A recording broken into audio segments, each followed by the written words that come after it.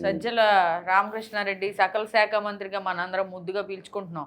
ఆయన మీడియా ముఖంగా గతంలో కూడా విజయసాయి రెడ్డి ఏం వ్యాఖ్యలు చేశారు, చంద్రబాబు నాయుడుకి వయసు అయిపోయింది, ఈసారి వస్తాడో రాడో, మేము అధికారంలోకి వస్తే మాత్రం ఆయన ఈసారి జైలుకి వెళ్ళిపోవడం ఖాయం అని చెప్పారు.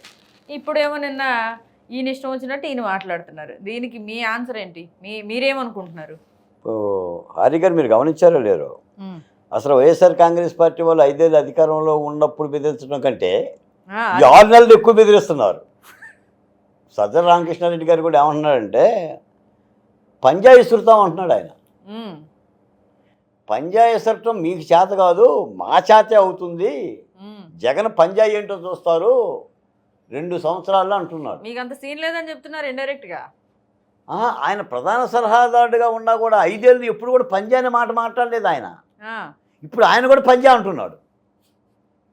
జగన్మోహన్ రెడ్డి గారేమో సప్త సముద్రాలు అవుతున్నా కూడా పడవేసుకొని వచ్చేసి మిమ్మల్ని లాక్కొస్తాను అంటున్నాడు ఆయన. కార్యకర్తలు కూడా నాయకులు కూడా మాట్లాడుతున్నారు, మరో 2 సంవత్సరాలు ఎన్నికలు ఉన్నాయి, మేము అధికారంలోకి వస్తాము, మీ పని ఏంటి అప్పుడు చెప్తాం, చంద్రబాబు నాయుడు గారి సంగతి చూస్తామంటున్నారండి.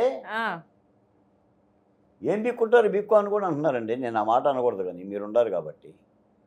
మరి దీనికి ఎవరు సమాధానం చెప్పాలి? కూటమి ప్రభుత్వం సమాధానం చెప్పాలి.